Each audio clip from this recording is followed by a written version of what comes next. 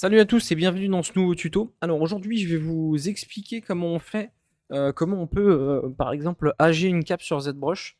Donc alors, pour ag une cape sur ZBrush, tout simplement les deux techniques les plus intéressantes que j'ai.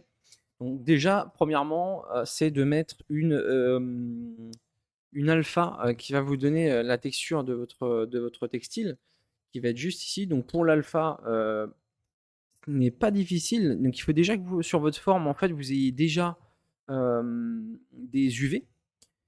Donc là, moi, en revanche, pour avoir ce genre de forme-là, j'ai été dans Marvelous Designer et j'ai été directement faire une cape que j'ai générée avec un display de wind, donc du vent. Et donc, après avoir eu cette forme-là, j'ai importé cette forme dans ZBrush. Et directement, en fait, ce qui est bien avec, ce logiciel, donc le logiciel Marvelous Designer, vous avez possibilité d'avoir directement les UV. Donc, quand vous allez importer ça, ça va être une plane. On va rajouter de l'épaisseur. Donc, pour rajouter de l'épaisseur, vous êtes dans Géométrie, Dynamic Subdiv. Vous faites la Dynamic Subdiv et vous allez pouvoir rajouter de la thickness juste ici. Dès que la thickness est activée, vous allez rajouter donc une alpha de texture. Moi, par exemple, si je vais dans mes alphas de texture, je vais aller dans surface, juste ici. Et là, je vais dans surface, aller directement dans noise. Je vais choisir edit. Là, je vais avoir une fenêtre.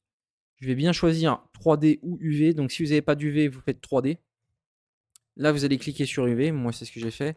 Et là, en fait, directement dans votre dossier, vous allez choisir les alphas en question que vous allez avoir.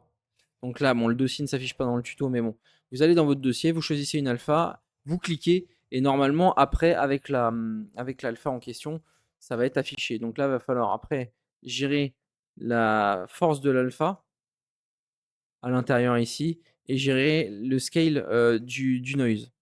Quand vous avez géré ça, vous faites OK, vous cliquez sur OK. Donc là, moi, je ne vais pas le faire parce que j'ai déjà appliqué mon noise. Et si vous voulez que définitivement le noise, la texture, enfin l'alpha, s'applique sur la plane en question, enfin la géométrie, vous allez dans géométrie et vous faites convert BPR to Geo. Voilà, quand ceci est fait, vous allez directement. Alors, je vais juste retirer parce que moi, il m'a doublé mon truc. Faut que je retire le surface. Tac, on va le retirer. On va retirer le noise. Voilà. Quand ça c'est fait, vous allez utiliser la broche qu'on appelle la slash 2. Donc la slash 2, vous n'allez pas la trouver directement ici. Il va falloir aller dans la lightbox et vous allez aller dans le dossier qui s'appelle slash. Donc moi j'ai 400 000 broches. Faites pas attention, c'est normal. Mais vous, normalement, dans votre ZBrush en standard, vous avez un dossier qui s'appelle slash. Vous allez dans slash, vous faites slash 2, vous cliquez dessus, et là vous allez avoir cette broche qui va vous permettre de faire des bordures mangées en fait. Donc ça va vous slasher les bords. Attention parce que cette broche ne marche que dans un sens. Vous allez de gauche à droite, parce que si vous allez de droite à gauche, ça va le faire dans l'autre sens. Donc voilà, et le but du jeu maintenant, ça va être de faire des trous avec cette broche et manger les bords de notre cape. Donc voilà. Là, je vais manger le bord de ma cape. Voilà, comme ceci. Et donc là, je vais continuer ma cape.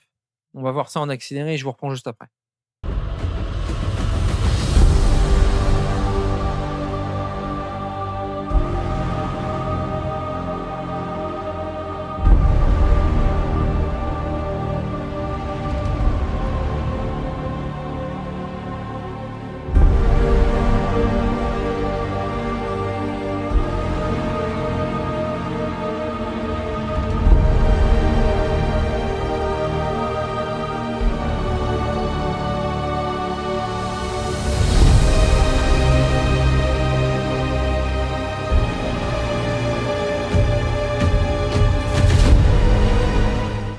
Voilà, alors là, on a une cape qui est à peu près bonne. Il manque quelques trous, quelques trucs, mais voilà. Si vous regardez bien, clac.